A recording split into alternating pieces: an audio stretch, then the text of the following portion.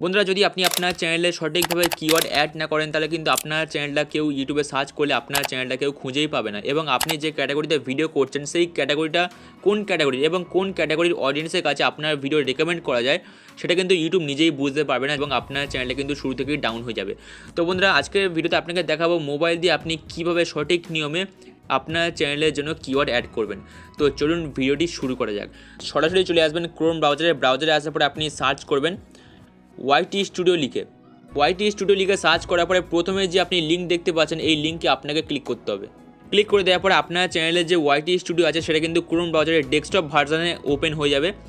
এখানে দেখুন নিচে ছোট্ট মতো একটা সেটিং আছে, এই সেটিং অপশানে আপনাকে ক্লিক করতে হবে। তো সিম্পলি ক্লিক করে দেবেন। সেটিং অপশানে ক্লিক করে দেওয়ার পরে এখানে দেখতে পাচ্ছেন চ্যানেল অপশান আছে, সিম্পলি চ্যানেল অপশানে ক্লিক করে দেবেন। চ্যানেল অপশানে ক্লিক করে দেওয়ার পরে এখানে দেখতে পাচ্ছেন কিওয়ার্ড বলে একটা সেকশন আছে।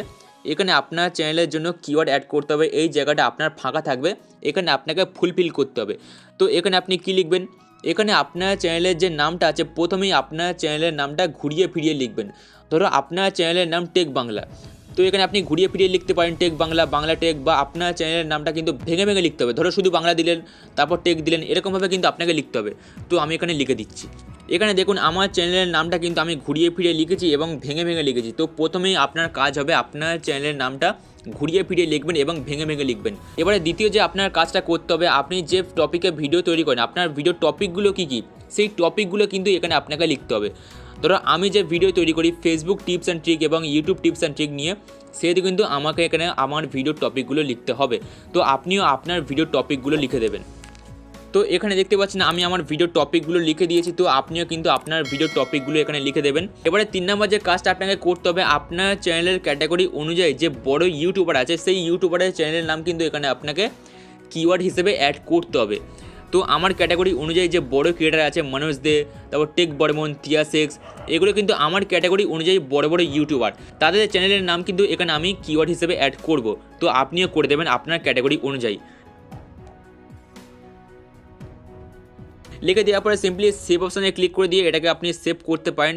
সেভ করবার আগে আপনাকে একটা কথা জানিয়ে রাখি, আপনি যে 3টে কাজ করলেন এই 3টে কাজের ফায়দাগুলি কী কী, মানে কী কী ফায়দা আপনি পাবেন। প্রথমে দেখুন, আপনি যে আপনার চ্যানেলের নামটা ঘুরিয়ে ফিরিয়ে লিখলেন, এতে আপনার চ্যানেলটা প্রথমে সার্চ লিস্টে যাবে। যে কেউ আপনার চ্যানেলটা যখন সার্চ করবে তখন কিন্তু সবাই আপনার চ্যানেলটা সার্চ করে পাবে। ওকে, তারপরে এখানে দেখুন আপনার ভিডিও টপিকগুলো আপনি লিখেছেন সেকেন্ড নাম্বারে। এতে কী হবে, আপনার ক্যাটাগরি অনুযায়ী সঠিক অডিয়েন্সের কাছে কিন্তু আপনার ভিডিওগুলো রেকমেন্ড করবে ইউটিউব, যার কারণে আপনার ভিডিওতে বেশি বেশি করে ভিউজ আসবে। ওকে, এবং আপনার চ্যানেলটা কিন্তু গ্রো করবে।